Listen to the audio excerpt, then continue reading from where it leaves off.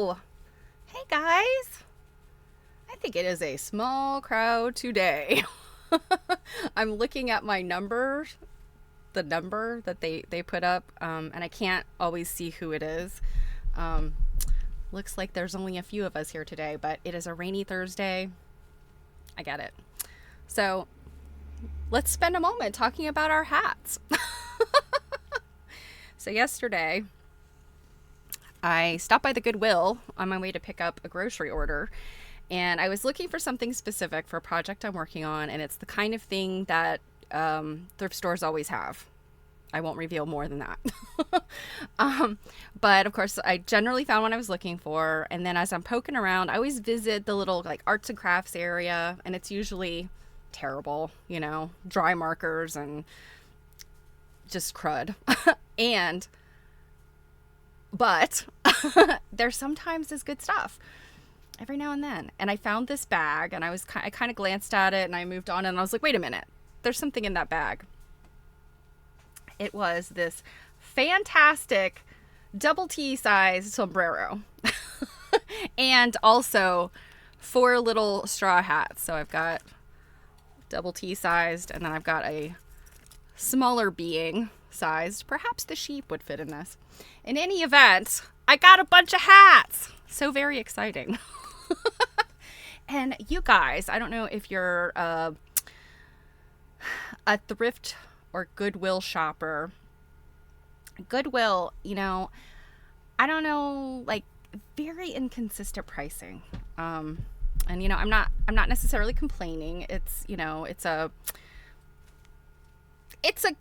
good entity. They give people jobs. They have, they're reselling, keeping things from the landfill, ostensibly. But, there's I've seen some stuff about Goodwill, like the crazy prices and the really inconsistent pricing. I can tell you, I picked up a glass thing, I think it was more of like a table side vase kind of thing than necessarily like a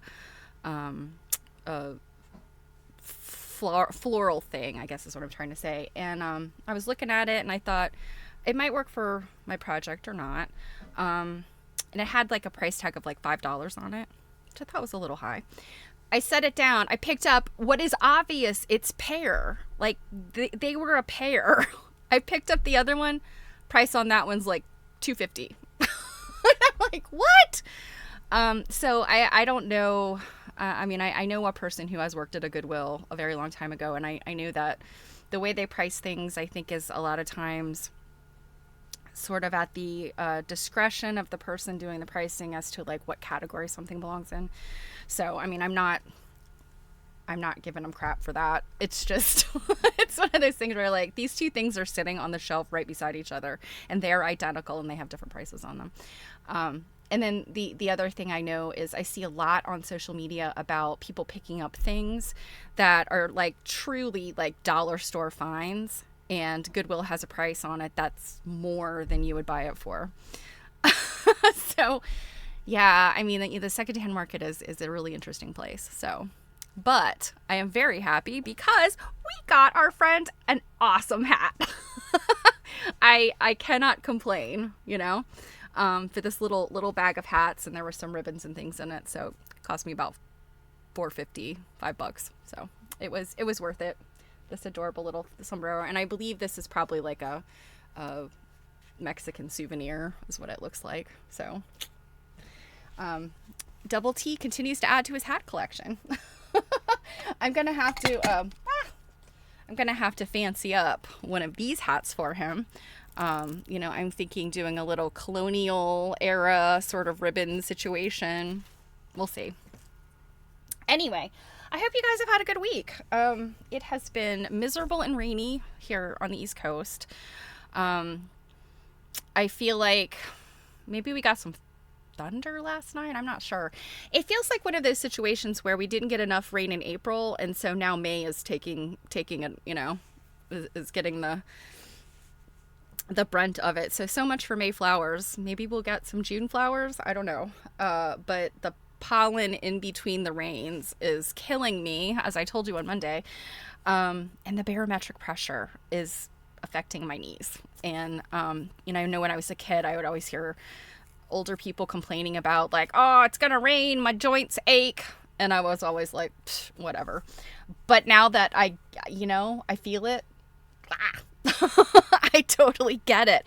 I could feel it. Like, it's been raining a couple days, and like walking up my steps, walking up my stairs to the second floor, I'm just like, oh my God, I feel like I'm 102. So, hey Tish, ready to build an ark in South Ontario? I hear you. Well, when you get your ark ready, sail on down and say hi.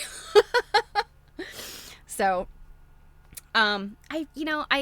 the thing I'm going to talk about today is James and Mercedes Hutchinson, and I have a few pictures, and I did a really quick internet search, so I haven't even really looked at a whole lot of their rugs, this is what it's about. It's rug hooking. They are fascinating. But one thing I wanted to show you first, because I think of all this rain is like just bumming me out. My husband is a photographer, amateur photographer. And I'm hoping that when he's going to be eligible for retirement, he works for the state of Maryland. He's going to be eligible for retirement really soon. Yeah, we are still young people. We may not feel like it always, but we are still young people. So he will have another job, whatever that may be. And I'm hoping he could kind of parlay some of this, the photography that he does into, like a job or maybe some part-time income or something. I don't know. In a world where AI is doing a lot of stuff, and you guys know I'm leaning into AI, but there's something that AI cannot quite capture, I think, in like actual portraits, pictures of live things. And I think I mentioned this on Monday, or maybe it was last week, whatever. But I more and more as I look at AI, I think I've come to the conclusion that, and I actually read a really good article about this too recently, and I'll share that later. But this whole idea of, AI is going to put artists out of business, artists and designers. The thing is, people that are AI artists, people that are making art out of AI or partnering with AI, like that's the way they describe it. A lot of effort goes into creating those. This isn't like, hey, AI, I want a picture of a robin, and you get this beautiful, perfect picture. A lot of times those, when you talk about people that don't have experience creating art with AI, it's kind of the same thing as somebody creating art with a paper and pencil and they don't have any training. They might be able to draw something that's like, oh, wow, you have some, inherent talent. But if they don't have any training, they may not be able to go much beyond that. And so it's kind of the same idea with AI art. And, the other thing is, I do think that there is something of like the human hand, the artisanship missing in AI art. And of course, there are things where you're like, I can't tell the difference between the two. But I think really if you very carefully study things, if you have an eye for it, you'll definitely see the difference. And I think all of you guys certainly, we've had these conversations. You're like, yeah, I know there's that thing. It's just not quite right. Always the fingers are weird. But anyway, long story short, I thought I would share some of my husband's wildlife pictures with you. They're mostly birds. Just for a breath of fresh air and some animals you may not be seeing because all of us are living in the end times of nonstop rain. So yeah, I'm just going to share those with you. Let's see, make sure I have the right screen up. Yeah, here we go. So he photographs a lot of times by a quarry. It is an old quarry that has been...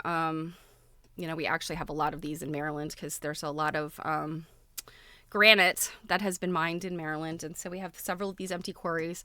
And of course, they're full of water and they are lots of birds. Birds love to go to these. And he catches them in their migratory patterns. So he'll get them in the fall and then again in the spring. And he sees lots of interesting birds. So this is your run-of-the-mill robin, spring robin, but I think he's such a cutie, he's just such a perfect little, what you expect of a robin. This is some type of woodpecker. You'll have to excuse me, I'm not very good with the birds. I'm like, awesome bird, I don't know what it is. But he's pretty proud that his camera is super good and it gets like all this detail. And that's an interesting thing that I mentioned. I've been reading some articles about AI and art, and you probably have heard this before. But historically, in the 1800s, when photography came out, it was decried. Photography, it's going to ruin portraiture. Why would anybody have a painting anymore when they can just take a picture of a thing? Well, we know that didn't happen. Photography became an art form. Now anybody can get a camera, and of course now with we have these amazing cameras on our cell phones, but that doesn't mean that everybody can take a great picture. So I certainly can't take pictures like this. And even with the fact that he has a great camera and really good lenses and all that stuff, he still has to know how to use that equipment to get these pictures. And he takes hundreds of pictures, and he comes home and he looks at them all, and he does some cropping and editing and sharpening and all that stuff. So this isn't like out there, click, done, here's a picture. I love these action shots he gets. He gets the birds doing things. So that's one of the other things. He'll take hundreds of pictures of them doing stuff. Some kind of hawk. Some kind of little bird. I don't know. I'm really sorry. If you're a birder, my apologies. I don't know what most of them are. I do know this is an eagle. We have lots of eagles in Maryland, and around, the waterways around here. This is I think this is an egret. This is a merganser. I do know this. This guy, he has multiple pictures of this guy, and this guy's a little bit of a scamp. You'll see in a minute. This is a hawk. Another egret. And this is interesting because it's got its like big long neck tucked in. Like this is all neck here, all tucked in there. And then they have this like, it's almost like a beard or like a chest fluff. I think it's so interesting. These birds are really fascinating. So this, I think, is just I don't know if this is a merganser or this is just one of the ducks just fluffing itself. Another is a snowy egret, maybe. I think it's wild, their necks. Like, can you imagine having all of that gullet and esophagus to deal with? No idea, but it's, an interesting looking bird. These two, they're up to something. This just happens to be, I think, a lotus or a lily pad sort of flower. I think it's a lotus. He often goes to the Arboretum, the National Arboretum, which is down in Southern Maryland, kind of right on the border of DC. And he gets some really amazing pictures down there of not just the birds, but also flowers and other kinds of wildlife. Another hawk. Some Canada geese. Not sure if these are migratory or not. We have a lot of non-migratory Canada geese. They stick around all year long. And you often don't see them flying. So these could be migratory. A cardinal. This was back in the winter, I think. You can see the ice on the rocks and stuff. Some other kind of hawk. Okay, this is the merganser. And there's crayfish in these quarry waters. And it's really interesting that the merganser was not eating the crayfish. It was playing with it. And I think that this is a sign of there's lots of food there. So it had eaten its fill. It wasn't hungry. It just was playing. And I just think that's so fascinating. I can't remember what this is. Some kind of seabird. Maybe an osprey. I don't know. Another hawk. He's got a thing for hawks and owls. This little guy's cute. He's got that is a ladybug in its mouth. These are eaglets. This is a recent picture of some little baby eaglets, and you can see some kind of food that a parent eagle has brought it. They're quite ugly, but cute in an ugly way. Did I skip one? Yeah, this is a bird mid something. Probably getting ready to fly away, I guess, or maybe it just landed. Just keep jumping. This little guy, again, another little, he calls these, a lot of times, these kind of birds, LBBs or LGBs, little gray birds or little brown birds. He knows the names of all of them. He knows what they are, but it's another hawk. Here's one of those egrets diving in for something. And there he is again. You can see that, like, neck beard that it has. There's a close-up of his face. I say he. These are often male birds, but the showy ones are male. There's the ones that sort of blend in, and you probably learned that in high school biology or whatever. Our turkey friends. Some more ducks. This one almost looks like a painting to me, but this is a case of, like, it is so, the camera catches such detail that it's like overly, like, it's, your eyes can't see everything that the camera has actually captured. It's kind of it's weird when he blows these things up for me to look at, and I'm like, my eye can't process this. This might be one of my favorite pictures. This is a fox. I think he caught this a couple weeks ago at his dad's house. His dad has a couple of acres and sort of backs up to this wooded area, and there's this is a female mother fox and her kits. And you can see this is one of the babies. And he's sweet. You just want to snuggle him. Or her, whatever it is. Some sort of bluish bird. He told me an indigo bunting, maybe? Again, my apologies if I'm wrong, but I think that's what this is. And I mean, look at its color. Have you seen a bird like that just fly by you? If I have, I haven't paid attention. I feel like all the birds I see are crows and not very interesting. I don't know. I'm not sure about this guy. This is one of the goslings. This is some, I don't know, yellow-bellied sapsucker. I don't know. Some kind of... I'm the worst birder. Okay. Here's the merganser again, and he's playing with that crayfish. And there he's tossing it in the water. And this is so sweet. He had this series of pictures with the mother goose and its babies, and he has a couple of pictures of this with the one baby poking its head out. And he made a Mother's Day, a digital Mother's Day card with this. And actually, it's funny. You can see there's a little fluff, a little ball of fluff back here. I think this is a couple babies that she's sort of sitting on them. This little fluffy guy. This might be a female bird. I'm not sure. Be a female cardinal? I don't know. Probably wrong. Our eagle. More of those ugly eaglets. There's at least 4 of them, which is a lot.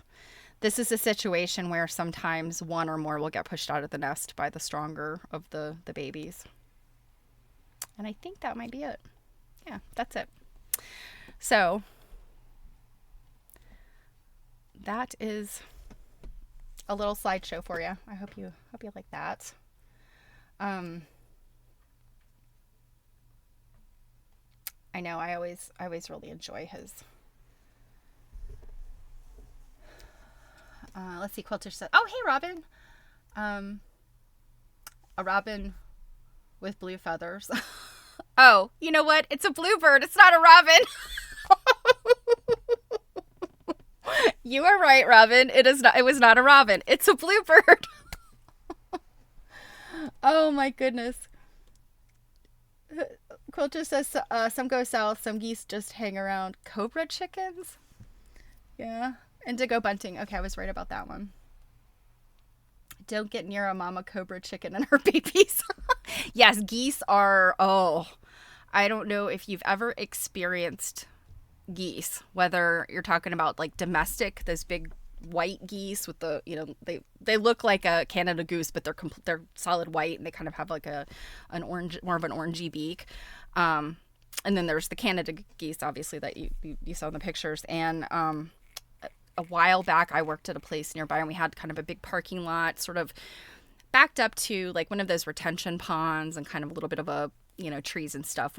Nice area for non-migratory geese to hang out. Well, somebody's domestic goose had gotten away from a farm and was hanging out with these non-migratory Canada geese. And wow, they would come up. I remember working late one night, and I was the last one in the back parking lot. And yeah, so nasty. And they surrounded my car and were like, and the domestic goose, the white one, came up and like had its head, I'm sitting in my car and its head was like almost at my eye level sitting down in my car. And so I rolled down the window to take a picture of it. And it was hissing and drooling. They drool when they hiss. Oh, it was insane. So yeah, like don't mess with geese. Like just look at them from afar. My husband, working with the state of Maryland, he's a park manager now, but he used to work with a wildlife program. So that's kind of where his love of these, Maryland birds and the migratory birds, it's kind of where his love comes from. But he used to have to manage a little program that they did with, indigenous animals, so reptiles and birds and a few other things, and they had some ducks and geese, and he, of course, at the level he was at back then, he had to go in there and muck out their little flight areas and their little pens and things. And he said he hated to muck out for the ducks and the geese because they were so nasty. They would come out, and geese are rather large if you have not actually encountered one face to face. They're actually surprisingly large, and they can punch with their elbows. So if you imagine like what inside of a wing is sort of like arms, they will punch you with their elbows. And he would come home with like bruises on his legs and stuff from these things coming out, like just ah. So anyway, the delights of birds. Weird little ancient dinosaurs, right? Okay, so let's get to the Hutchinsons.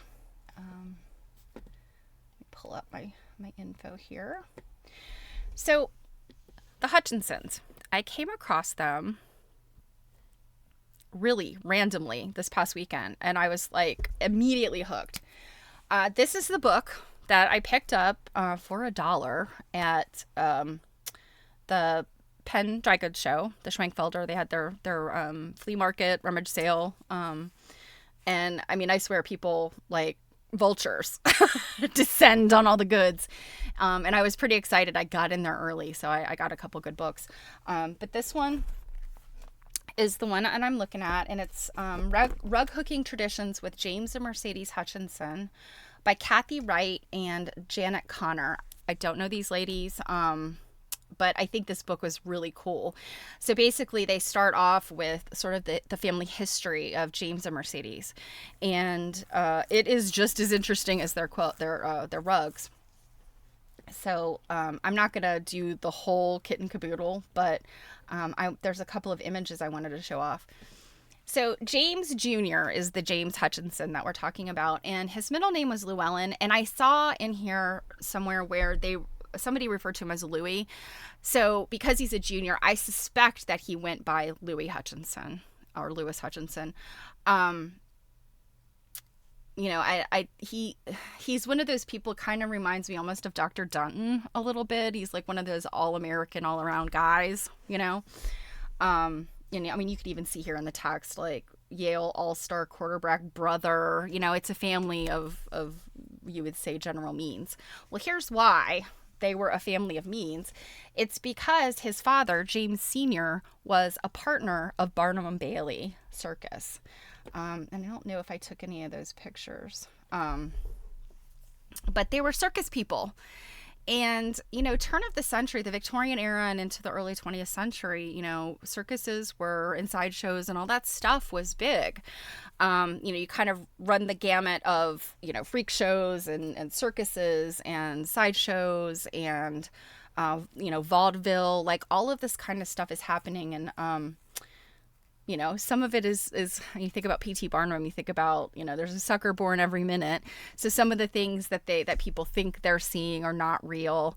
But also there are some amazing things. And this is a little ad for His mother, so James or Louis, James Jr.'s mother, she was a what's being called a girl fish, but it kind of reminds me of, like, I don't know if you've seen the mermaid shows today, where women will be down in a tank. They're wearing a mermaid costume, and they pretend to be mermaids. And this kind of seems like the same sort of thing. And I'm fascinated with these things, these water shows, because they have a very long history. This, again, is late 1800s, early 20th century. You have the mermaid shows of today, and you have all kinds of stuff in between. There's the Weeki Watchy girls down in Florida in the 60s. All kinds of, like, interesting water shows. And you look at it as, like, is it an exploitation of women? Is it, all these things. So anyway, this was his mother. And, again, this is the family he's coming from. His father is friends with P.T. Barnum. He's a partner of Ringling Brothers and Barnum Bailey Circus, like all this stuff. And then this is about his aunt, Zadie Sarah Pyle. She outlived his mother. Vivian, his mother, died suddenly in her 40s. And this is a piece about his aunt. And apparently her hair went white, because, like, overnight almost, or within a week, because she had these sudden deaths in her family.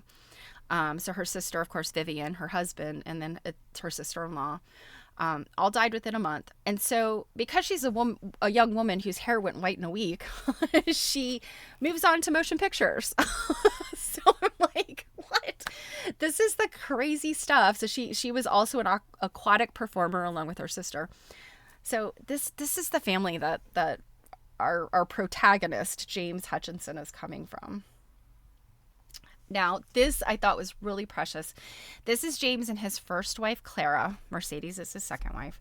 And they eloped when they were, I think he was 19 and she was 18, and they eloped.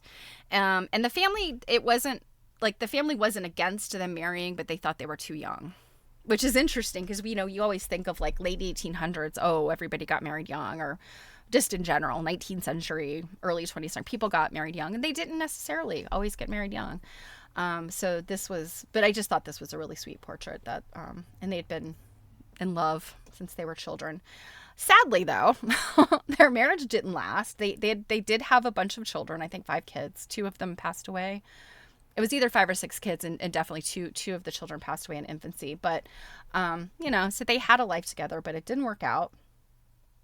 And then James or Louis, at some point gets into this rug business, but also there's this woman named Mercedes who's in this rug business, and nobody can quite remember, did Mercedes have a rug business? Did James have a rug business and they met, or did they meet and get together and create this rug business together? There's kind of a gap in the understanding within the family. And it sounds like Kathy and Janet, as researchers, maybe didn't, quite get that information they were looking for. But they did find these ads. And this is Mercedes Hutchinson. Mercedes, these, I think this is I'm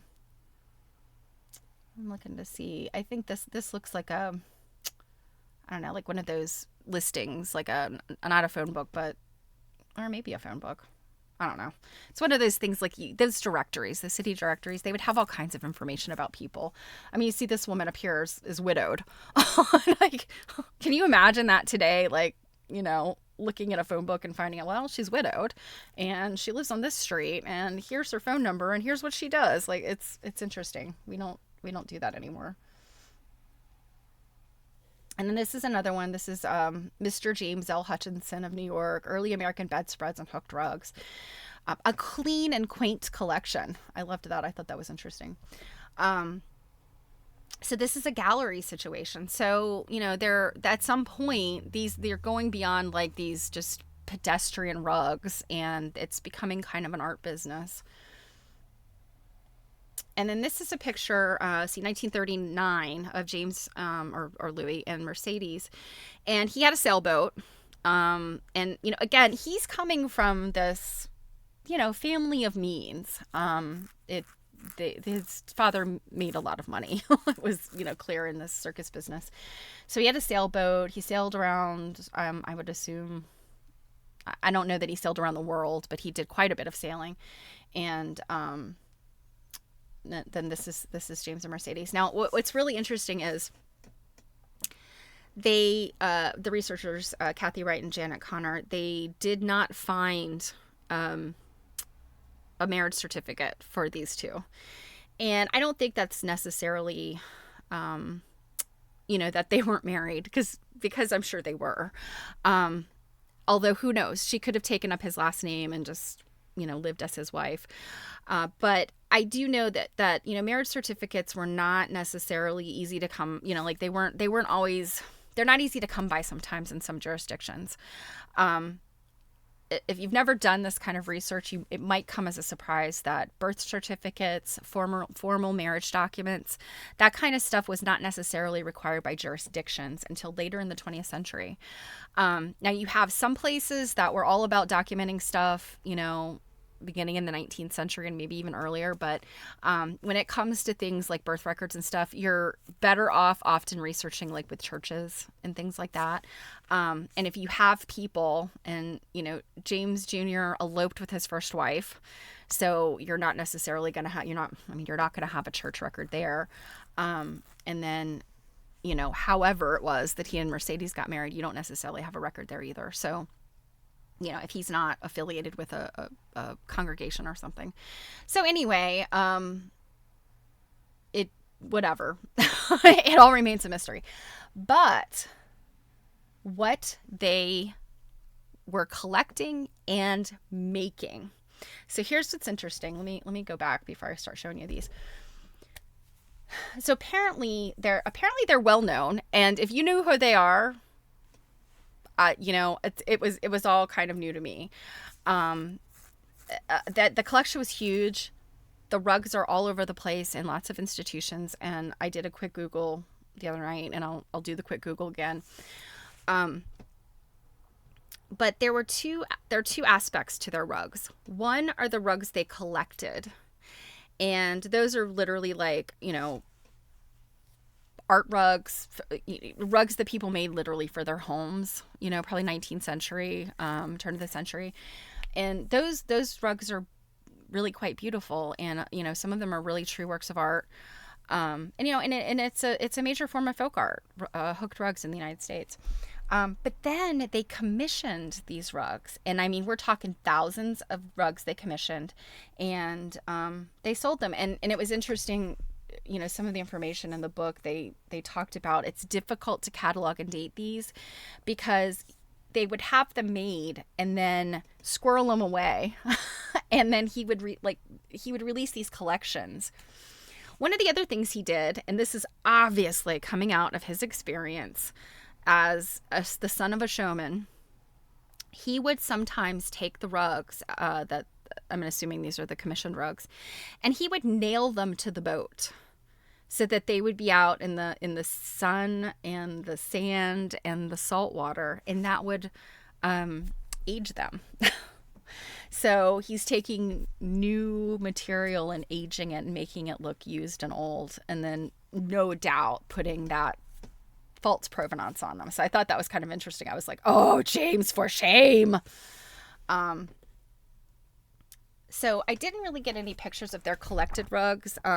This book, after the genealogical information, really is essentially just a catalog of all of the rugs. And there's some really great pictures of them. Some of them are a lot of them are black and white. And, so they're good pictures, but they're not very big. And then there's a lot of them where they just don't have any information about them. And this data is taken from a catalog of their business, of the Hutchinson business. So it's like there's a description of it, and maybe I think sizes and things, but then, there's the actual picture of it, and where it actually is now is unknown. But they had some interesting themes. Marriage and Cupid. There's a lot of Cupids. Marriage is a big topic. There's dislike for the in-laws is a huge topic. And so I took a picture of some of those because they're so fascinating. So this is one. I would not know I married B, did not my husband sleep with me. His mother runs the roost by day, and sorry state, if I may say. So it's like a lot of this hating on mother-in-laws. It's like the topic of these rugs. And it's like, I would say Mercedes, and there's the suspicion that Mercedes not designed a number of these. She would literally draw on the canvas and then send it away to be hooked. So, like, did Mercedes have an issue with her mother-in-law? And I'm thinking, well, her Vivian died surely before Mercedes was in the picture. So it's kind of interesting. Maybe she had a previous husband. Who knows? This one says, if I'm a dunce, then why did he, who says I am, go marry me? And this woman is like pointing at her husband like, well, you think I'm dummy, but you married me. It's like all of this kind of stuff. And you're like, wow. This one, oh my God, this one's terrible. In-laws are rodents and human guys who eat me out of cakes and pies. Over hill and dale and rivers and ruts, they gather for dinner. I hate their guts. I love that. And you see the titles of some of these. This is something: in-laws, keep your distance, please. I ask of you on bended knees. Domestic bliss, off turns, something. I think that there was no picture of that one, so I took the picture of this one. But like, my gosh, that's quite interesting. Mother-in-law, I ask of thee, please go home. Leave us be. For my and for your own son's sake, I hope that you this hint will take. Good. In the hand over her mouth. Mother Eve, oh why imbibe an apple and become a bride? If snake was sent from hell to tempt, was Adam quite so innocent? And there's a lot of Adam and Eve ones too. There's this one, they're wearing almost looks like bathing costumes, or sailing costumes, but there's a number of them that's like more of the Adam and Eve with the grape leaf and all that. You know what? I know you guys are chatting, and for whatever reason, yeah, definitely funny for sure. My husband is a lazy tramp and generally no good. And would I marry him again? You bet your life I would. So this one is a long one, and it does rhyme, but I couldn't quite get the cadence of it. But it says, my will I hook, and to my in-laws I bequeath a dram of most obnoxious poison. They will not take it, well I know, though they have taken all that was not nailed. So as upon my great celestial journey go my true esteem, each one of us will know throughout my life I tried to make them understand and failed. So nailed and failed rhyme, but I couldn't quite get the cadence of the poem. So that's the last one of the pictures I took. But then, let's see. Oops. I want to show you, before we go on to look, because I know, again, some museums have these. I wanted to point out my immediate thought of, there's all of the different folk artists that these rugs reminded me of. So when you look at people like Howard Finster, we've looked at his artwork before, lots of words and very, these sort of folk art imagery. Obviously Chris Antio, you guys know, I've presented her a couple times before. I absolutely love her work. The stuff she's doing now it's quite different than her early work, although, as a really established artist, you can see sort of the trajectory of her work. But when I thought about her early work, and let's see, scrolling through here. So Bad Habit is a good one, I think. And then let's look at Bad Habit. So you can see she, Bad Habits, please try to avoid. So you see it's kind of like that same like use of words and that kind of tongue-in-cheek silliness. This is a bigger one of Bad Habits. It really brought to mind this same kind of deal with these rugs. This one's 10 Things to Be Happy About. I love this one. And these are applique quilted pieces, but they just have the same kind of like vibe to them. And she does a lot of very similar kind of, not in-law hatred, but these kind of themes that she revisits over and over. Pets and marriage and relationships and this kind of stuff. But her earlier stuff really definitely had a lot of words in them. This one's funny. Power brows. It's about eyebrows. So definitely her stuff just really reminded me of this. What's her name? Chris Robert Santio. This is another one I think I like. The Unlimited Power of the Mind. So just, again, really good stuff. And then another one I immediately thought of that you guys may be familiar with is Mary Engelbreit. And so this one, she's, again, using these like really bold words as part of her composition. I just realized that the chat is probably covering up some of this stuff. Sorry, you guys. Let me move it over. So you can see this is Artful Words.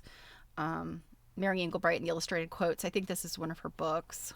The one I always think of when I'm thinking of Mary Engelbreit is a chair full of bowlies instead of a bowl full of cherries. It's a chair with bowls stacked in it. I had a little print of it. They used to hang in my hallway, and I've since put it away. But again, it's this sort of like these tongue-in-cheek kind of funny things. The world is full of cactus, but you don't have to sit on it. Somebody sent me that card one time. So there's one of her cookbooks. Yeah, so she's a prolific illustrator, obviously. If you weren't already familiar with her, well, you might have been under a rock for the past few years. I don't know. She's maybe not as popular now since she used to publish a magazine, and she, that went defunct probably 15 years ago. She let that go, and but she continues. Look, I mean, this is like yet another calendar. I want to say we've come across 2 calendars for 2025. But she's still been drawing and illustrating and, putting out these books and things. Lots of licensing in her world. Yeah, Robin, yeah, her dark work, yes. And, actually I feel like as she's aged and she's doing less of this cutesy stuff and more of this, like, it's still cute, they're still like little girls and sweet little families and, things like that. But she's gotten into like making some political commentary. So it's kind of interesting. This one's cute, these pigs. Because typically like her drawings are generally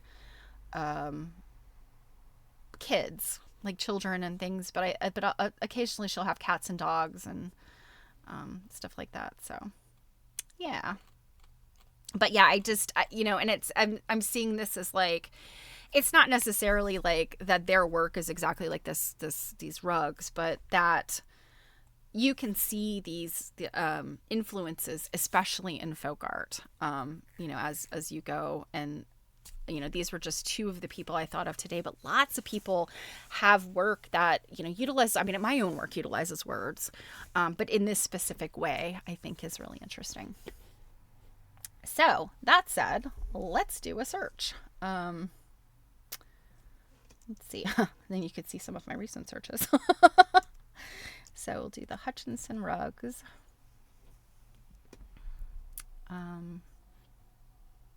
Oh shoot, this was not the good search. So Hutchinson. I think it's the one I did was James and Mercedes. Mercedes. I know. I hate watching people type. So sorry about this. I should have pulled this up earlier. Hutchinson Hooked Rugs. There we go. That's the one.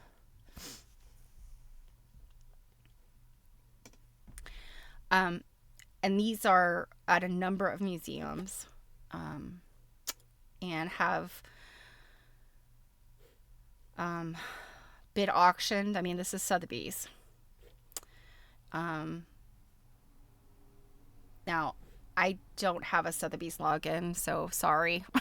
But the estimate was 6 to 8 thousand. So this is, this is what these are bringing as pieces of folk art. I don't know. Let's see. I do not want cookies. No, no, no, no. Oh, why did they? Okay. Let's see. Is there? So this is 36.5 by 44 3/4. So it's literally, think about fabric. It's with the fabric by a yard. So this is pretty big. And my guess is, for the most part, a lot of these rugs were hooked kind of the traditional style, or what I would say the traditional American folk art style, which is with a hook that you're pulling little loops of wool, little strips of wool through. The other method of sort of historical method of rug hooking, and when you're using that hook to pull the loops through, you're working on the front of the quilt, or the front of the rug. Got quilts on the brain, obviously.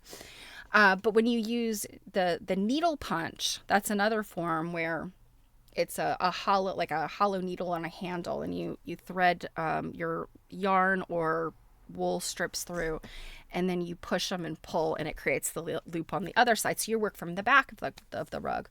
And then what you may have seen, there's a lot of modern rug people that are making some really interesting stuff, but they're using like the power rug gun. I don't know what else you call it. It's got a name, but it essentially looks like a giant drill, and you thread and you would have to use yarn in this case because it goes so fast that wool strips wouldn't work.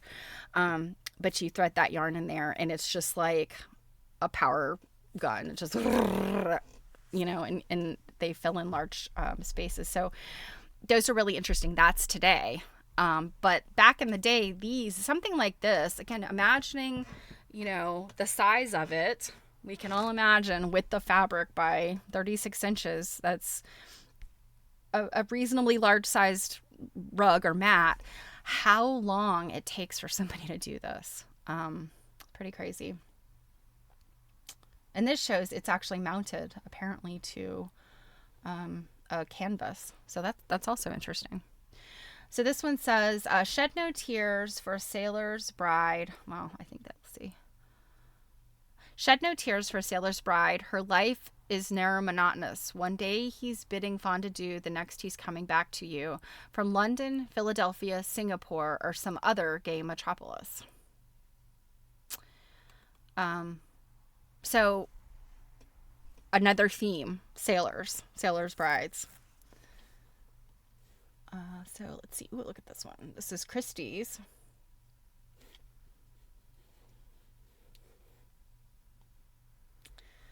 I also noticed elephants being involved in these. And one thing I didn't mention was during the circus days of James's youth, one of the elephants had a baby. And so it was, and I feel like I've read about this before. It was very well publicized. So there's a rug, I think, that says the elephant, and says good luck. And so this one, you see, it's a pink elephant. And so this says, this man hath reached a sorry plight. Strange creatures haunt his dreams at night. A helping hand, a mug of beer might ease the way to water clear. So this looks like some kind of weird, I don't know, lizard creature. This is a bird, elephant with wings, serpent. So I don't know. I don't know if this is basically saying this man's a drunk.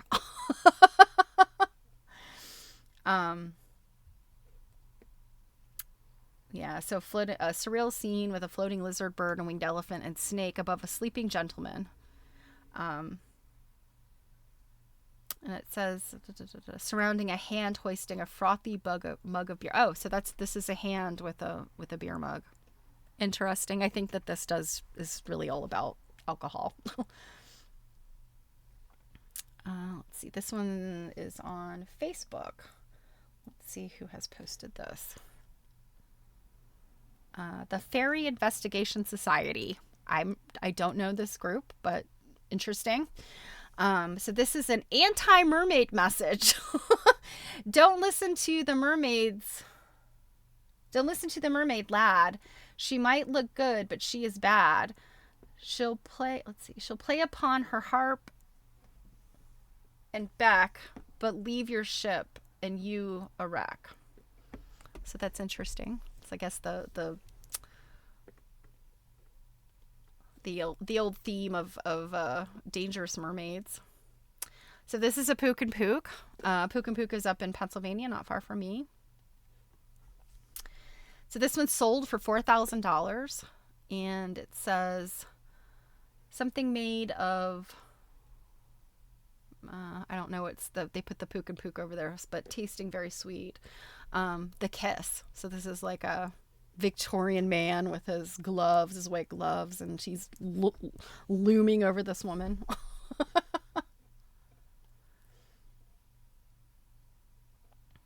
What else? Oh, this is interesting. This is Live Auctioneers. It says Mercedes Hutchinson hooked rug. This is a very weird. Oh, well, this looks like a bunch of them.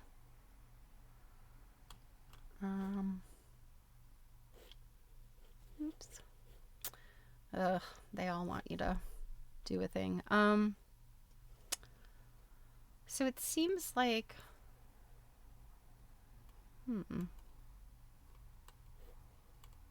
This is not what was in that preview, but nope. Let's see if we can look at this one. No, Live Auctioneers is the one that wants you to log in. That's irritating.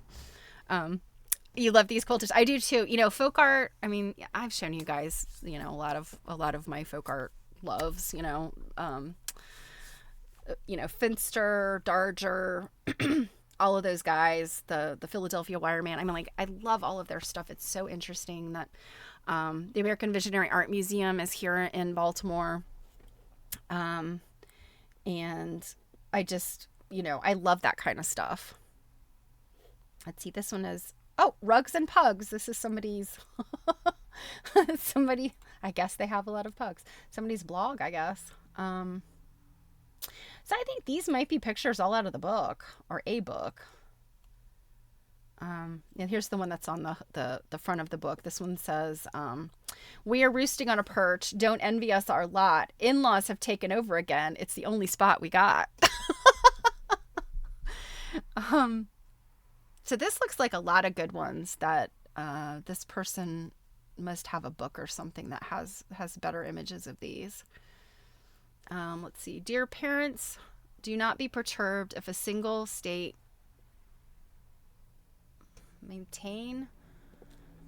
if in a single state something, one suitor is alas a boy, the other one is now infirm.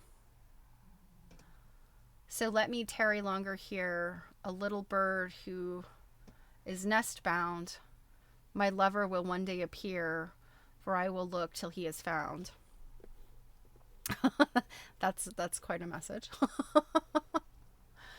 So yeah, it's like all this stuff about marriage and relationships and in-laws and wives and husbands, and it's really interesting. And you kind of wonder from the person, like, why did they focus on all of these types of subjects? I wonder, is it just that they found this stuff funny, amusing?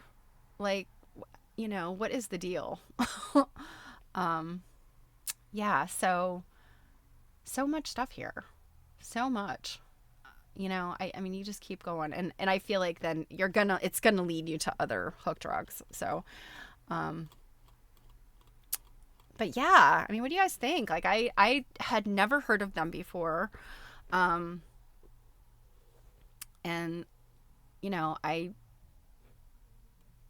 I don't know what to say about them other than I love them too. I think they're very cool. Now, I think that from when I was reading in the book, I think the collected rugs that they had in their, collection, and also sold some, I think those are kind of like big question mark about them. As they're not as readily well known to be assigned, a Hutchinson rug title. I think that they're a little.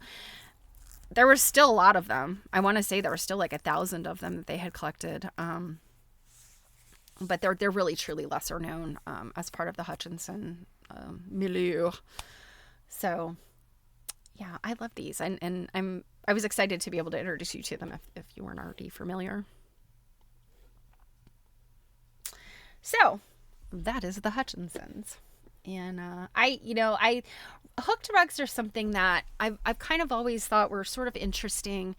They're difficult. There's the work that goes into making these pictures is very challenging.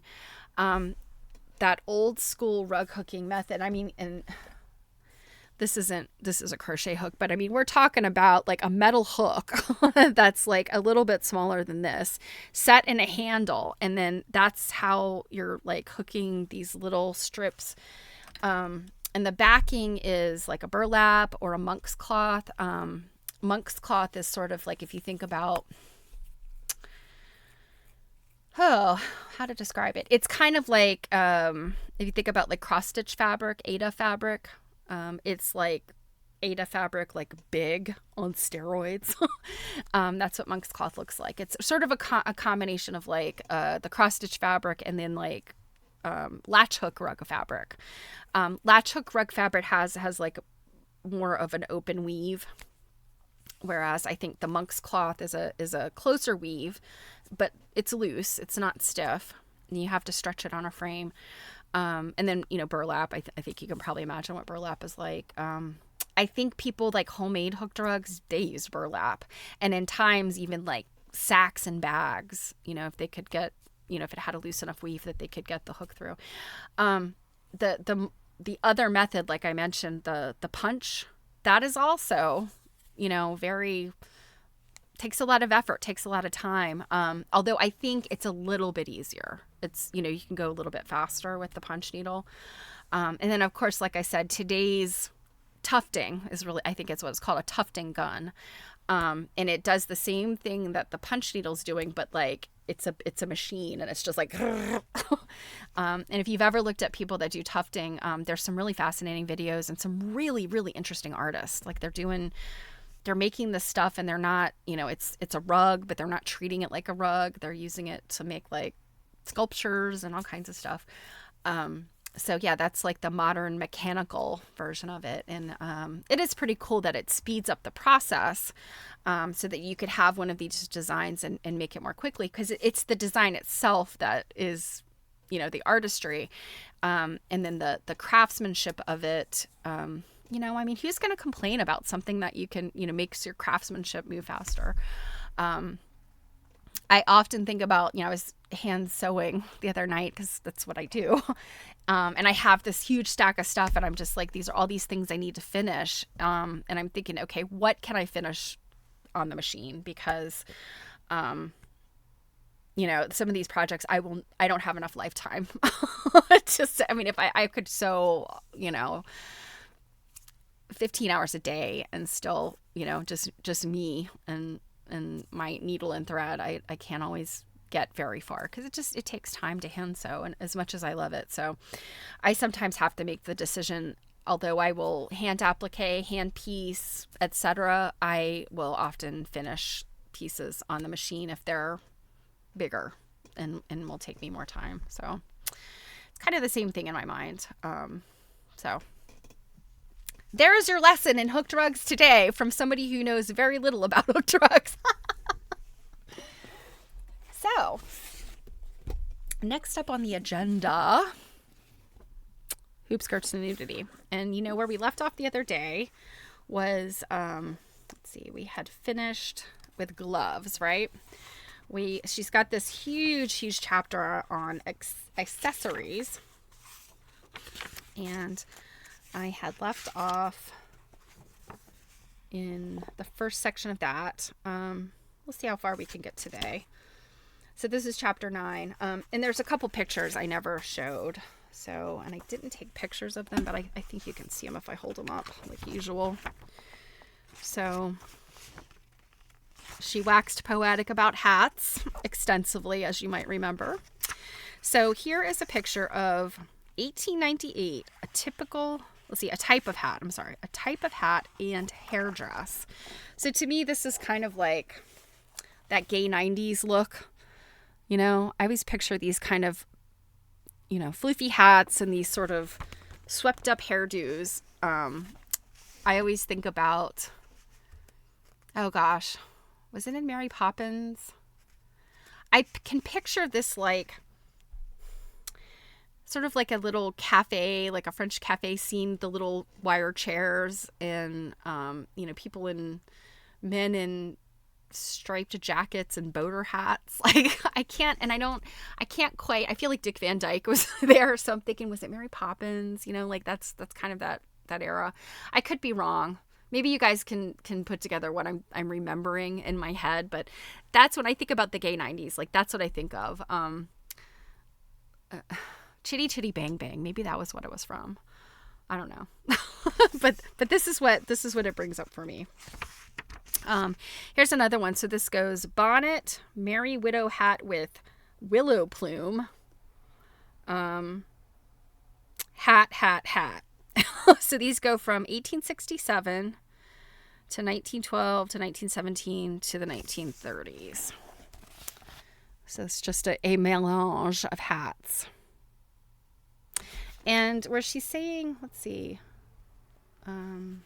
Okay, so this is the Merry Widow hat with the plume is the one in the center. Whereas number 5, this one with this really tall, that one is just 1936 hat. So it's interesting. Tish, you found that mink pen wiper hat, and it looked like a little sombrero. I kept thinking to myself, now that is a perfect looking double T hat.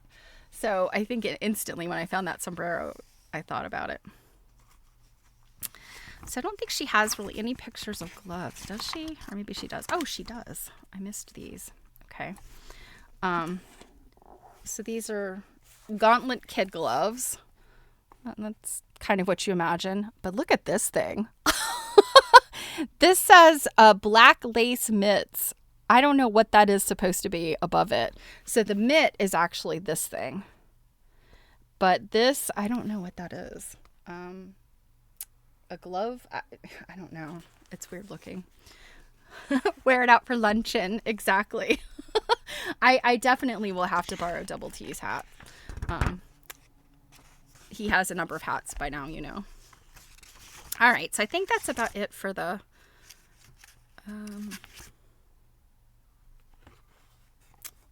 yeah, I think that's about it for the gloves. I don't have any more. So, okay. Well, let us move on. As a reminder, we are reading From Hoopskirts to Nudity. I don't want to get censored again by Twitch. By Carrie Hall. If you might remember, she wrote... I don't think I've mentioned this lately, but you may remember she wrote oh gosh, why am I blanking? It's in here. It's in this book, I think. Romance of the American Romance of the Quilt. What romance? Why am I blanking, you guys? The Romance of the Patchwork Quilt in America. That's what it is. The Romance of the Patchwork Quilt in America. She wrote it with Rose Kretzinger. So that was a number of years before she wrote this. So we are on chapter 9, accessories, and she's going to go extensively into every article of clothing, you know, extra clothing that which we consider accessories, and things that I never thought of accessories too. So we left off after gloves, and we are getting into shoes. So shoes. And it's going to start real good. I think Druid's not here today, but this automatically is gonna piss Druid off. So shoes. The same bad taste, which insisted upon a small waist, let the height and proportion of the figure be what they will, decreed that a small foot was essential to beauty. Size was considered more important than form, and it is astonishing that people of sense, even in this day of ease and comfort in fashions, should persist in crippling themselves merely for the reputation of having small feet. I think that to some degree I think people value a small foot, a small dainty foot. I often hear people who have larger size feet complaining about their big feet, their gunboats. I feel like maybe today, form and fashion and comfort are maybe a little bit more important to some degree. But also if you think about people that wear shoes like, really high heels and stuff, that still is about cramming your foot into something. And I think more often I think about people that want a particular shoe, but it doesn't come in their size, so they try to cram their foot into something smaller. That's what I always think of today. I don't know that tiny feet are necessarily like this show of beauty and perfection the way it might have been in the past. So, is it because poets and romance writers have sung the praises of small feet? Her feet beneath her petticoat, like little mice, stole in and out as if they feared the light. Nor are portrait painters entirely free from blame for thus ministering to vanity and false taste. They have sacrificed truth to fashion in painting the feet smaller than they would possibly be in nature. What pains we take to distort and disfigure the beautiful form nature has bestowed upon the human race. Now they build a tower on the head, then they raise the heel at the expense of the toe. At one time, they confined the body in a case of whalebone and compressed it at the waist like an hourglass. At another, they surround it with an enormous and ungraceful hoop until the outline of the figure was so altered that a woman could scarcely recognize her own shadow as that of a human being. Again, what does Carrie Hall like? She likes nothing. I am convinced that they're like this woman, seriously. If everybody dressed in a sack that ended at their tiptoes, that would make her very happy. So many authors have written of the origin, development, and history of footwear, the changes in fashion, shape, and material, that is almost impossible to add any fresh information on this interesting subject. The frequent mention of shoes in the Old Testament is remarkable. Okay, I had no idea that shoes are mentioned that much. I mean, I'm not super familiar with the Old Testament, and I'm not a biblical scholar. And it says, God thus commanded Moses, draw not nigh hither, put off thy shoes from off thy feet, for the place whereon thou standest is holy ground. To this day, the Oriental puts off his shoes on entering his house of prayer. So yeah, and I think that in general, there's a number of faiths that would take off their shoes in a holy place and in their home too. Taking a long stride from the more remote period to that of the Roman and still later to medieval times, we find the art of shoemaking plays an important part in the civilized world. During the Tudor and Stuart periods, the wealthy classes had shoes made of velvet, silk, brocade, and colored leather, embroidered in gold and rich silks, and not infrequently ornamented with jewels. During the height of Henry III, boots and shoes were of a sumptuous character to match the elegance of the costumes of the times. Heel-less shoes, with long curled points so exaggerated in length and size as to require a padding of moss or wool to keep them in shape, were the prevailing fashion of this period. In order that the wearer might walk, the point was turned up and fastened to the knee by a slender chain or colored cord. And you've probably seen these. These are those like really like crazy looking jester shoes that, I think it's in the medieval and post-medieval period. And then there's another trend of it, and you can see this, and I can't remember what they call them, but if you look this up online, I think if you just look like crazy toad boots, you'll come up. It's a thing, and I think it's in Mexico. And I cannot remember what they call these guys, but they have these ridiculous cowboy boots with the same deal. And some of them are so stupid. They're like giant. They come up like higher than waist high on these men, and they shuffle around in them. And I'm like, why would anybody dress that way? Why indeed? There's lots of fashions that are ridiculous, as Carrie Hall has told us. In order okay, so color cord. And in some cases, these lengthy points were twisted in the shape of a ram's horn. So I don't know that I'm familiar with those, but during the reign of Queen Mary, it became necessary by royal proclamation to prohibit the wearing of shoes with toes wider than 6 inches. Wider than 6 inches. I mean, that's a pretty wide. I mean, that's 6 inches thereabout. That's like a clown shoe, I think.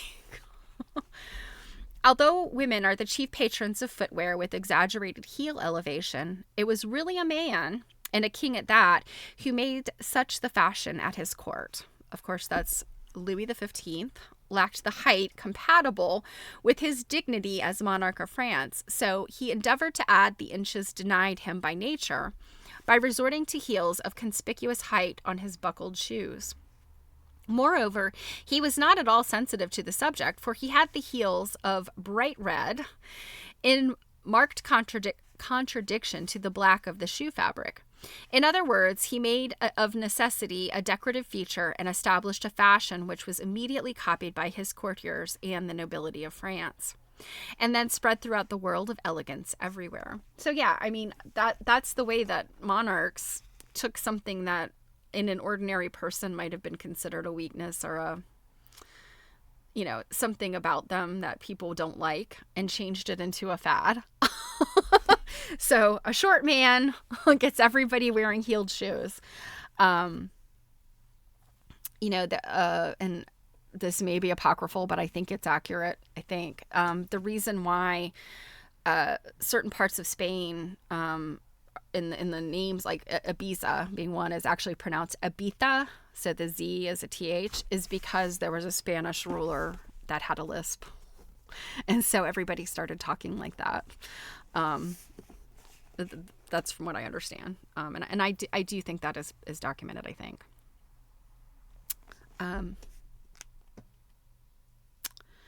In the present century, the heels of the evening slippers are often covered with silver or studded with rhinestones to attract attention to them, and are considered a high point of interest in the general ensemble.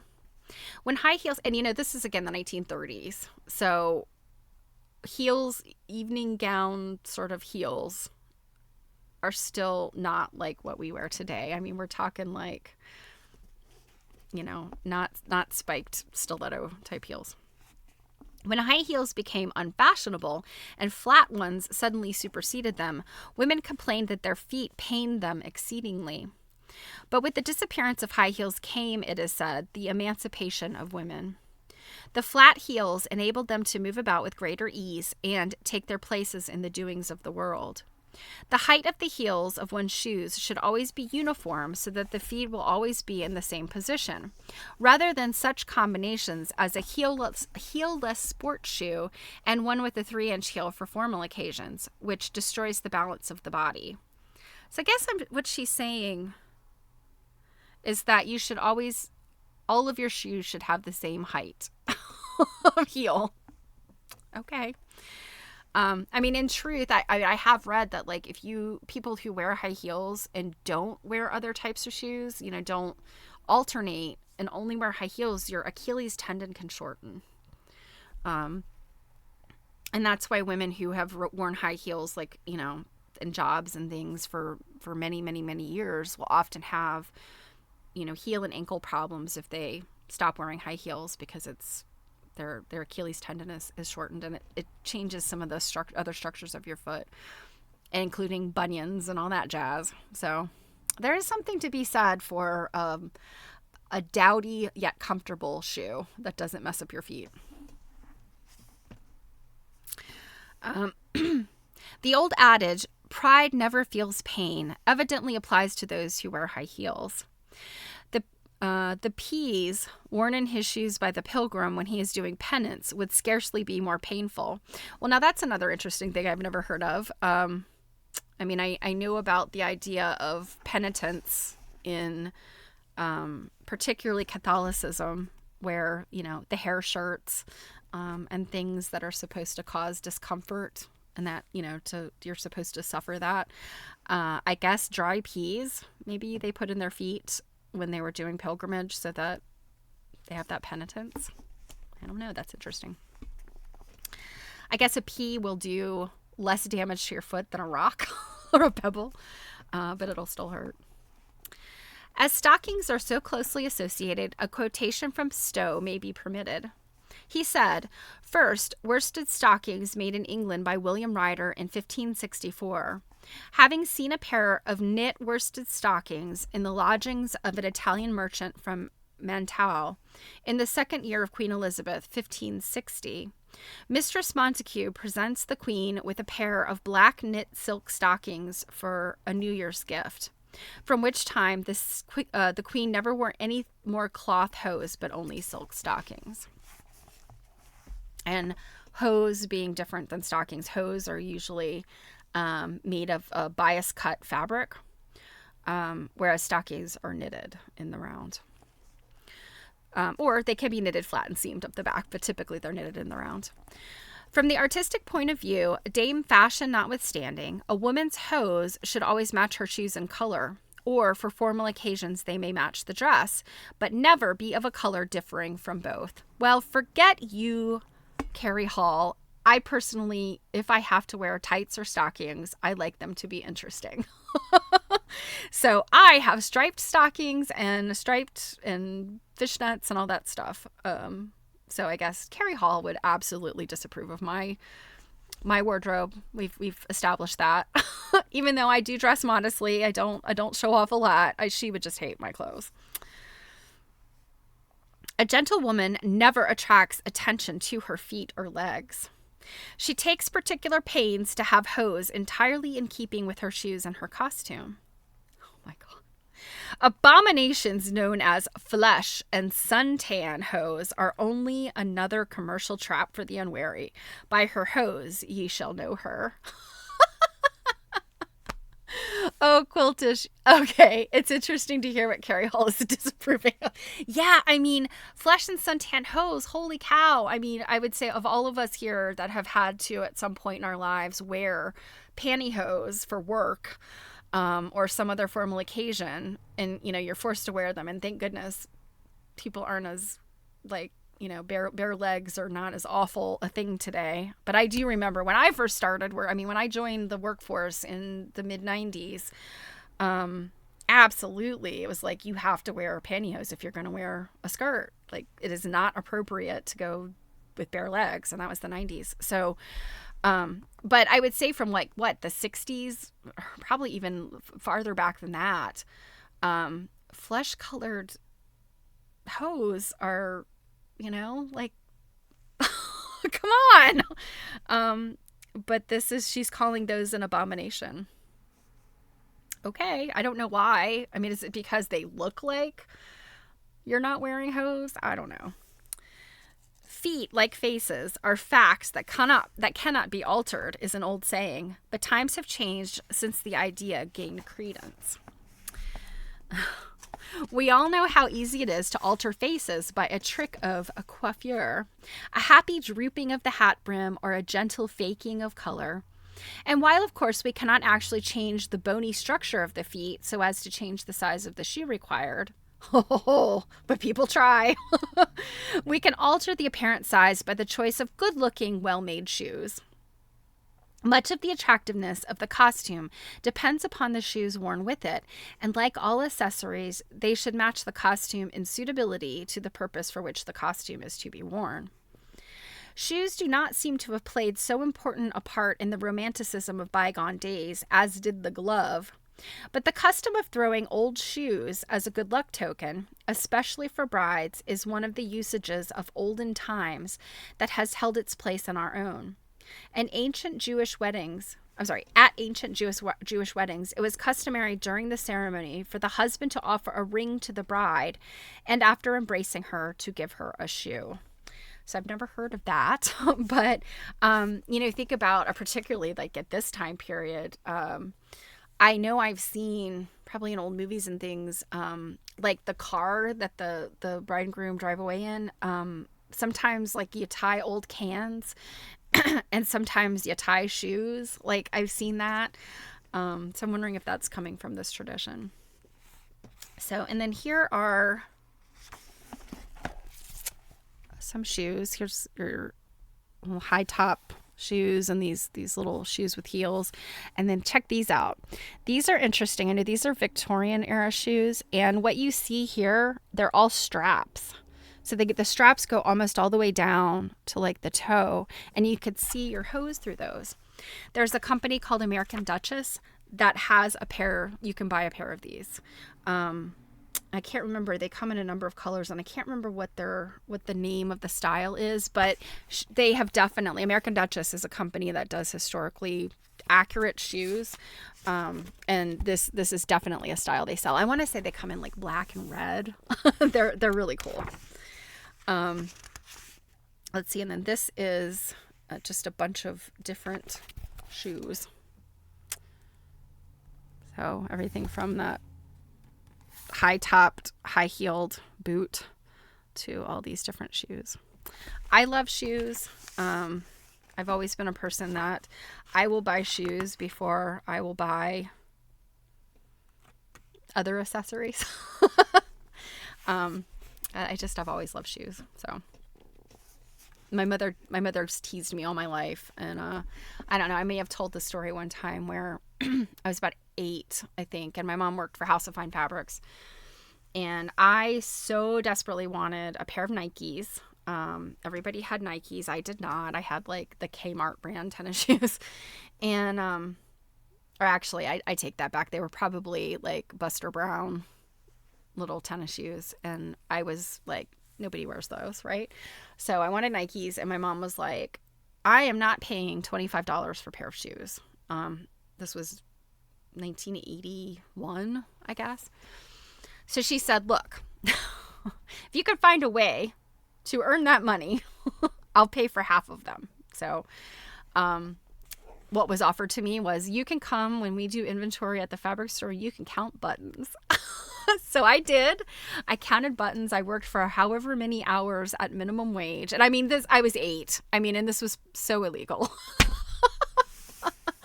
But I mean, it's a fabric store. I counted buttons. I loved it. And they paid me my little wage for whatever, a couple hours I worked counting buttons. And it was enough to buy my shoes. So that was probably the beginning of when I realized I had the power to buy any shoes I wanted. All right. So jewelry. Even in the Stone Age, women were fond of jewels, but it was the man, the brutal master, who wore them. The heavy necklace that descended upon his breast was the emblem of his superiority and power. I wonder what this brutal master Stone Age man she's referring to. But in this, as in all other types of dress, the tables have been turned, and it is the woman who now decks herself with all kinds of gewgaws. She's obviously not liking a lot of jewelry either. Sometimes the effect is pleasing, and sometimes it is quite incongruous. Have you ever thought of reading a woman's character by jewelry she wears? Well, Carrie Hall, I bet you read a woman's character by everything she wears, apparently. You will find it an interesting study, for it will tell you much that the casual observer does not see. In fact, it is the key to her character. Through her study and understanding of herself and her adornment, she realizes that jewels count even more for individual effectiveness than do gowns. The effect may be sympathetic or barbaric and jarring. And the earring, like no other accessory of a woman's costume, is the keynote of her temperament. Well, how about this, Carrie Hall? I hardly ever wear earrings at all. What does that say about me, even though I do have pierced ears? So many women seeking individuality and accent in clothes overlook that one point, temperament, in the completion of their costume. The history of earrings is one of curious fascination, and they claim priority over all other ornaments for the head. Ornaments for the head. I've never thought of them that way. The poet Homer said, "In her well-perforated ears, she puts the earrings of elaborate workmanship, having 3 eyes in each." Pliny said, "They search the bowels of the earth for emeralds to ornament their ears." Seneca tells of a single pair of earrings worth the revenue of a large estate, and that Cleopatra wore earrings worth more than a king's ransom. While the wearing of earrings is usually associated with women, men in all ages have worn them, for the Chandos portrait of Shakespeare shows an earring, and a passage in Romeo and Juliet refers to the wearing of earrings by Africans. Her beauty hangs upon the cheek of night like a rich jewel in the Ethiop's ear. I'm assuming an Ethiop is someone from Ethiopia. In the reign of Charles I, earrings continued to be the fashion for men, for the king hung a beautiful pearl in his ear, and Holbein's portrait of the staid old Englishman Adam Winthrop, grandfather of John Winthrop, the first governor of Massachusetts, shows him wearing an earring similar to those worn by all gypsies. Oh boy, she's like, in one chapter, she's really thrown out all of the racial descriptions we find offensive today. But product of her time, we got to remember that. It's 1936, 1938 here. From the exquisitely simple to the highly decorative, each period of civilization carries with it the temperament of the times, and the elegant dame who rolls by in her limousine is not so far distant a relative of the caveman as she may try to appear. She likes jewelry better than dress, since each season we see her more and more bejeweled and less clothed. Carrie Hall really harps on the fact that shorter skirts, I mean, we've said this over and over again, what would she think of hot pants? What would she think of the mini skirt? What would she think of bikinis? She would lose her mind. She's probably been turning in her grave since what? I think we figured out she died in the late 50s, I think. So she's been turning in her grave since the Kennedy administration. Jewelry, because of its romantic and sentimental background, is usually a gift from some loved one, and often quite as inappropriate as so many gifts are. Good Lord, Carrie Hall. Nothing is appropriate in her opinion, I guess.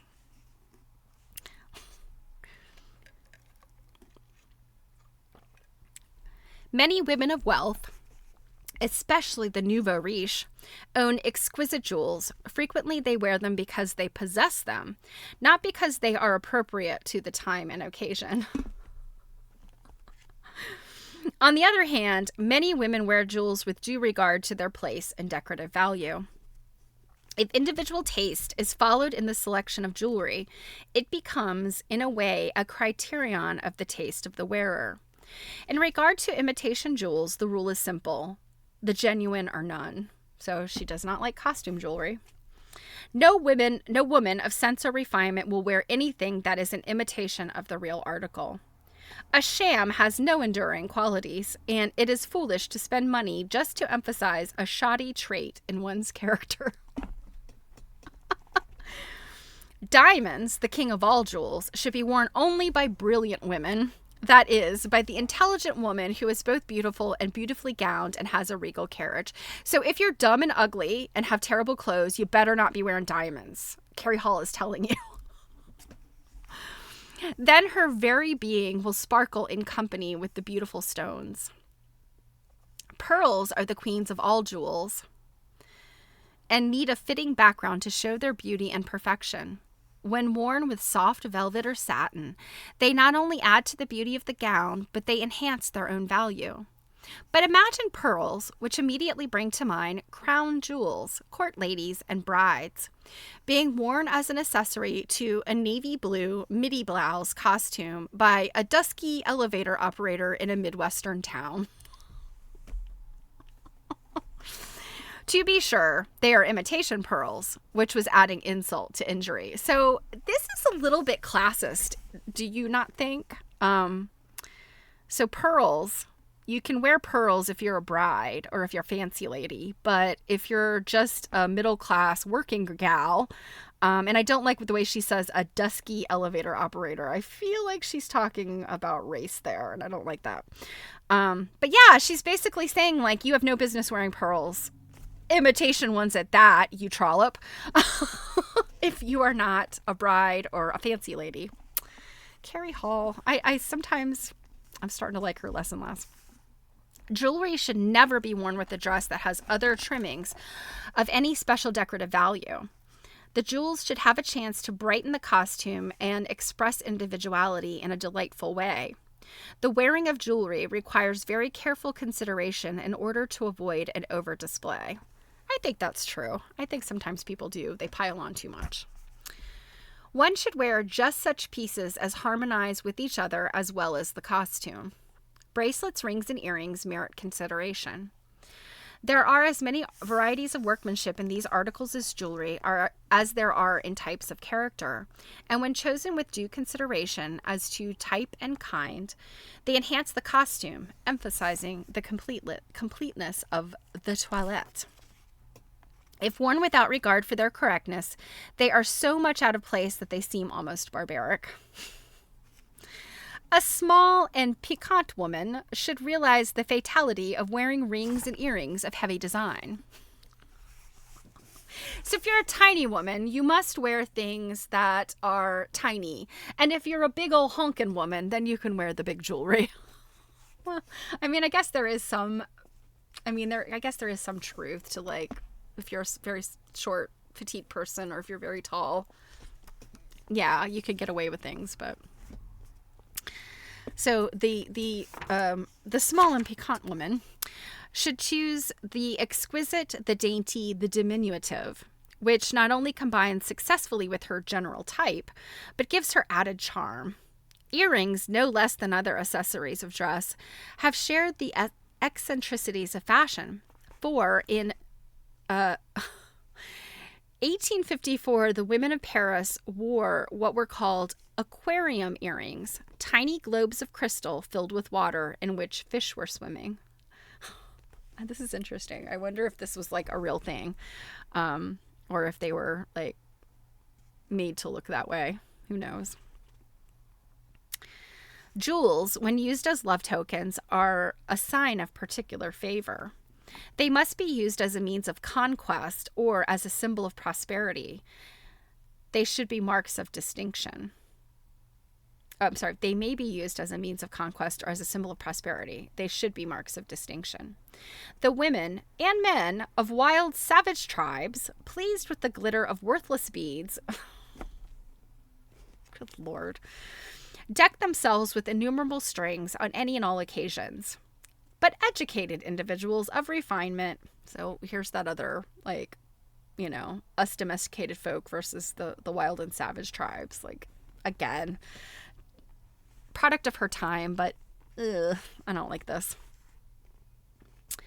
Educated individuals of refinement who know good form from bad and the false from the true should know that it is bad form to wear necklaces and ropes of pearls or other jewels in the morning. To apply the words of a great statesman, it is worse than a crime, it is a blunder.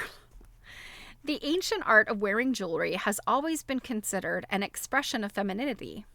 And since the first woman wore a string of shells around her neck, women have worn whatever Dame Fashion has to offer. For all women have had an innate desire for this particular kind of ornamentation. In this age of synthetic fabrics, when things are not what they seem, there has been offered for milady's consideration what is known as costume jewelry. It grew out of a desire for the unattainable and was, frankly, not imitation, in that it did not pose as being genuine. Included in this class of ornament were pins, bracelets, and necklaces, both long and short, set with colored stones in ornate fashion, iridescent Venetian beads, and coat of mail links. Perhaps the most pleasing of all of these offerings were the rainbow-tinted synthetic pearls. They looked extremely well with velvet chiffon or any soft fabric for evening wear, but when worn with tailored clothes were decidedly out of place. For shame! To the great dressmakers and to women who make fashion a matter of prayer, the evening dress, or more strictly speaking, the dinner dress, is bare without jewels. Even if the material is elegant and the lines a fascinating silhouette, the glamour is entirely lacking. The simple molded gowns of black or colored velvet or of stiff white satin need the brilliancy and splendor of jewels. What matter if one may not have expensive jewelry when there are so many bold, barbaric designs in semi-precious and costume jewelry? When chosen to wear with a special costume and worn with wisdom and restraint, this costume jewelry has a cachet of its own and does not offend good taste. So costume jewelry is okay as long as you don't commit any of the number of sins that she has outlined. All this soon developed into another type of ornamentation, which was a return to the fashion of all primitive people. It was a fashion for beads of all kinds, large and small, in long strings or short, as the wearer might fancy. This variety of so-called jewelry was a boon to the woman of limited income, for she could arrange many different effects and color schemes by using her ingenuity with beads, bracelets, bags, and other accessories. Her theme might be classic, Moyen Age, barbaric, or modern.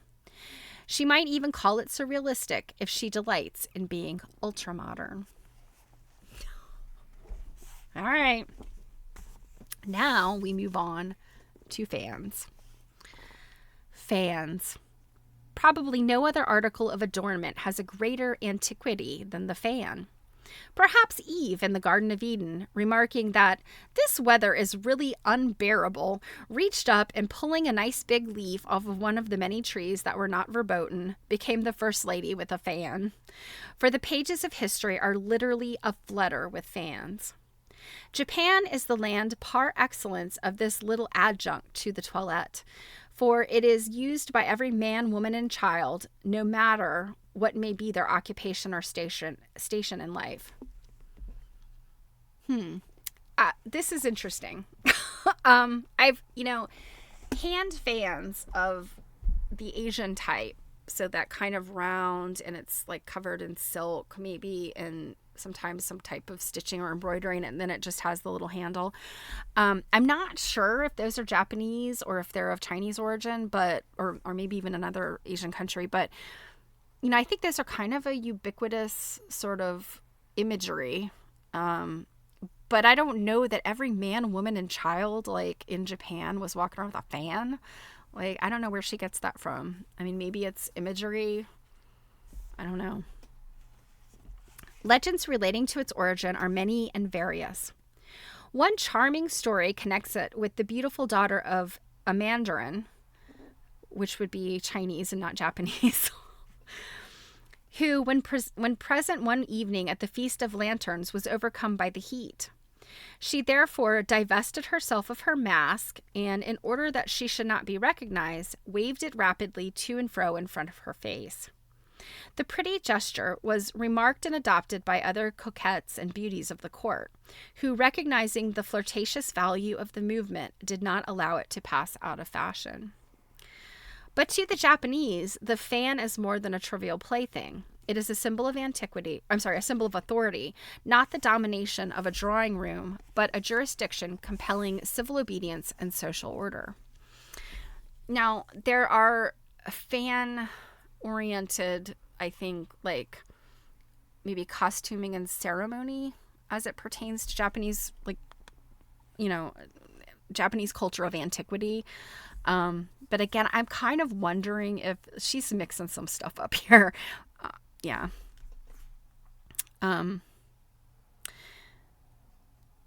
So the Sujihiro, or folding fan, which I happen to have one right here.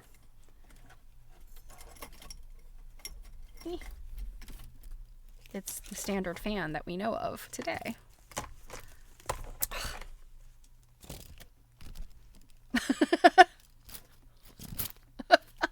I can't get that snap. That's what she's talking about.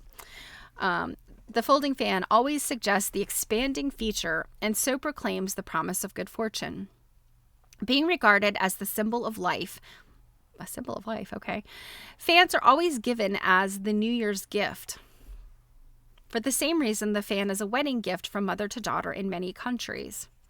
In Cadiz, it is so much a part of the people's dress that a soldier will not mount guard without his fan.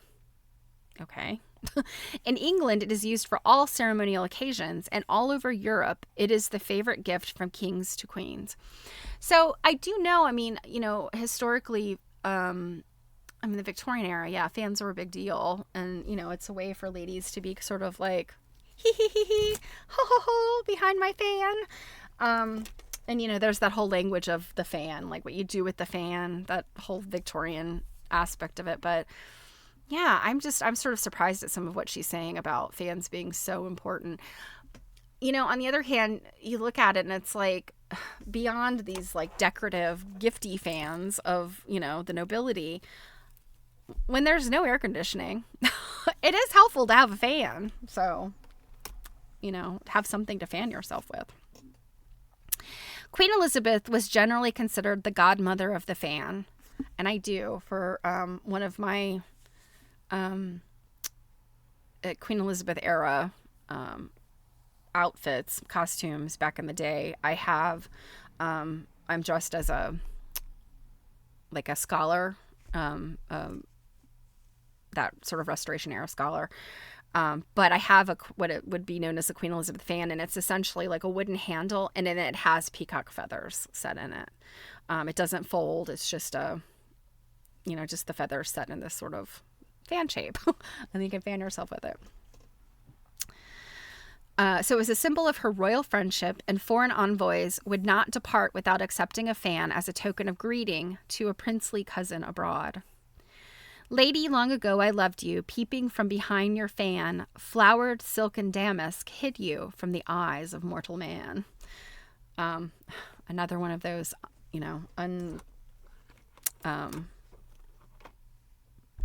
unattributed poems. So I often wonder, did Carrie Hall write these? I don't know. All right, so that's what we know about fans. Let's move on to perfumes. Perfumes. It is said that one touch of nature makes the whole world kin. It is also true that a hint of beauty has always had this effect. Think of a garden at dusk on a summer evening. In the dim and shadowy twilight, the fragrance of the flowers has a charm suggestive of all the lovely things one has ever known. A good perfume is this charm captured and imprisoned so that it may be released at will.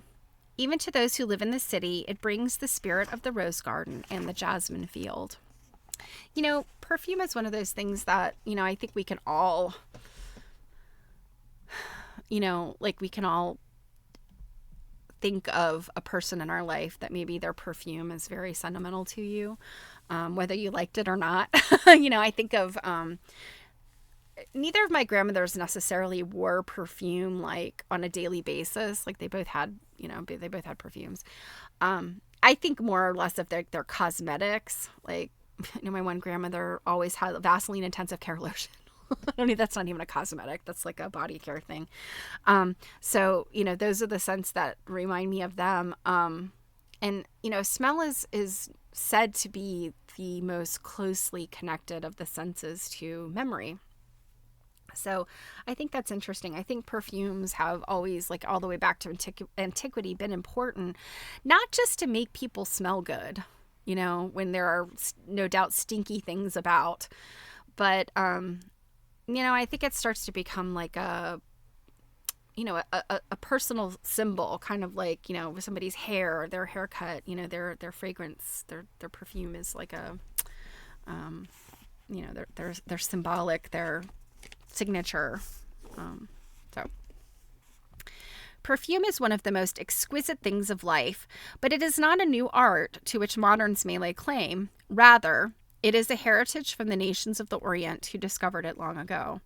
And what I would say is, I think probably like we're talking about the Middle East as being like a big fragrance center.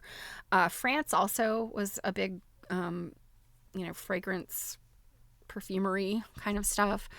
The Egyptians, obviously, and she looks like she's going to talk about that in a second. But if you've ever read the book by Tom Robbins called Jitterbug Perfume, I don't know how much of that is like super, super accurate, but that if you've never read any Tom Robbins, I will say he's an acquired taste. His writing is really interesting, but he tells a good tale.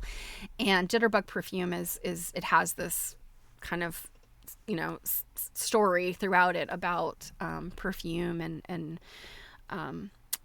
ointments and unguents and things like that kind of, if I remember correctly, it kind of goes back and forth between a modern story and this ancient story of like a perfumer.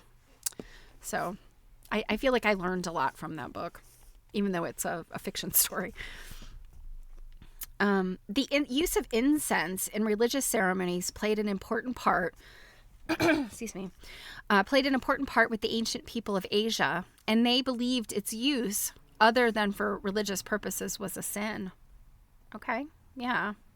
I do know that temple incense in Japan, I think in the Shinto faith, is important, and it's that might be in fact what she's referring to. I also know that in some Middle Eastern, in Islam, and I don't know if it's more cultural than necessarily religious. I think it's more cultural, but oud, O-U-D, is a very strong, like, perfumey incense. It smells really good if you're just getting a whiff of it, but if you have to sit with oud burning, it's like intoxicating in a bad way. It's like, it's really strong. Kind of like what I would imagine. I know when people talk about like the cantors in the Catholic Mass, or the, oh gosh, cantor is probably not the right term. When they come through swinging the little incense things. I've only been to a few Catholic Masses, but I wasn't sitting nearby to that, but I would say that that's kind of also like kind of an intoxicating smell when they have that stuff out. So yeah, interesting stuff. The Egyptians discovered the delight of sweet scented creams and oils as early as 2,000 years before the Christian era. But the Greeks were the first to make use of oils in the manufacture of perfumes. Aristotle tells of the practice of putting sprigs of lavender flowers into the clothes press of that day. Oh, lavender is lovely in laundry and stuff. I could definitely see, like, your cupboard full of, I mean, and this is like that French country kind of style, your white clean linens that you've dried outside, and then you tucking sprigs of lavender into your wardrobe where you put all your linens. That's definitely a romantic image. At the height of Greek splendor, the use of perfume was hardly less important than food at the finest banquets, and men used it to such excess that a law was passed prohibiting the sale of fragrant oils for private use. It's probably like these dudes were like the Drakkar Noir wearers of ancient Greece. When some guy has like slapped on the cologne and the aftershave, and you're just like, they walk past in this like cloud of like, it's probably worse than the religious incense. I wish there could be a law against that, like no Drakkar Noir. The Romans, apt pupils of the Greeks in many things, carried their passion for sweet scents to even greater excess. Patrician Romans anointed themselves 3 times daily with sweet-scented oils. They became so extravagant in this respect that a law was passed restricting its use lest there be a shortage for ceremonies in the temples. It was Frangipani, an Italian, who discovered the process by which fragrance could be preserved in liquid form, such as we know it today. In recent years, skilled chemists have found ways of producing perfumes much less expensive, so now this captured breath of the forest and garden is no longer a luxury within the reach of only the very rich, but something everyone may enjoy. And what she's talking about obviously is distillation. And I've read sort of scientific accounts of creating a essential oils out of flowers. And it, today obviously we have these big pure essential oil out of any flower. It can still be pricey, but it's easier with, modern factory mechanization and such. But I mean, it's literally like you're making this kind of stuff very similarly to like a liquor still. It's, heating this stuff up, and the evaporation of the steam creates an evaporation, and then as it cools, it can separate into the volatile oils. And then, you have this essential oil that smells good. But then, of course, we have all of the synthetic stuff, and, as strong sometimes as an essential oil can be, I think a synthetic one is, ugh. If you guys sort of suffer from the same thing I do, you walk into Bath and Body Works or Yankee Candle, and all of that synthetic, scents are just overwhelming. Perfumes should be chosen with 3 things in mind: the demands of good taste, one's personality, and the world at large. Once it was the custom to choose a certain odor and have an individual perfume. Now, among some women of fashion, it is the vogue to have a perfume to match every gown. However, other women whose taste is considered beyond criticism choose their perfumes according to the occasions on which they will be used. For the morning, a light perfume, something sharp, piquant, and refreshing. For the afternoon, a sweeter odor, the fragrance of a favorite flower. And for the evening, perhaps a more subtle bouquet, some unusual odor that sets people wondering as to what it may be. Madam, is that a roast pork you have behind your ears? What? I don't really know anybody that takes the time to like match their perfumes to the time of day. I guess maybe people do. I don't know.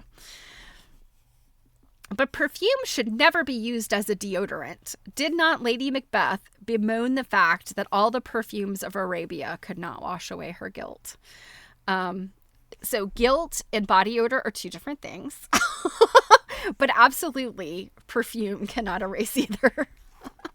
And I think today that's a lot of times why people like overdo it with the aftershave and stuff, is like didn't have time for a shower. So, ugh.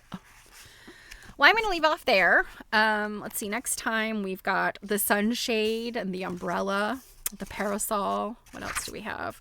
Sportswear. Now, see, that's the thing. Sportswear. How is that? How is sportswear an accessory? I don't know. Furs.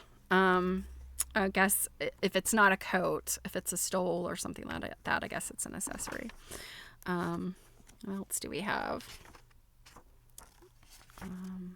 Silk. Silk. We have a chapter called silk. Or not a chapter, a section. We have a section called lace. So I guess these particular things are somehow fall into accessory. So that we will, I suspect, be able to finish up hopefully next time. There's a lot of pictures in this section, that last section. So, and then we'll be in the last part. We'll be in the last chapter. And I'll have to find another one. So if you guys think of any books that you think you might want to hear, and, again, I try to do public domain or very nearly public domain. I think of all the books we've read, the only one that I've read that is really getting closer today was Avril Colby's book, and that was that was early 70s, I think late 60s, early 70s. And unfortunately for copyright reasons, I cannot read living authors or recent authors' books live on the air, simply because it's a copyright issue and they haven't given me permission. But maybe one day somebody will. Who knows? Yeah. So, and if you guys can think of anything that you think might be good to read, let me know. And in the meantime, I will be researching, so we'll have something to go once we finish that one. So, you guys, it is almost 4. Time flies when you're having a good time. So I will leave you there. Day after tomorrow, Saturday, Jill and I will be doing quilt nerding, Stitch and Glitch on YouTube. So hope to see you there. If you're new around here and you don't know what that is, it's Jill and I getting together and just hanging out. And we're hoping that you'll join us while you're relaxing, doing some sewing or maybe getting some things accomplished over the weekend. And you can listen to us on our tomfoolery. While it's not going to be like necessarily a strictly planned sort of thing, we do have some stuff to show you. So hopefully we'll be able to make it. And that is at 2 p.m. Eastern time on Saturday. That is May 24th. And if you can't make that, then I hope to see you on Monday, because we'll always be here. So it's good to see you guys. I can't do this without you. I wouldn't want to do this without you. And I really do truly appreciate you guys for showing up and hanging out and listening to my dog and pony show. So take care, guys. If I don't see you this weekend, have a great weekend, and see you next week. Bye.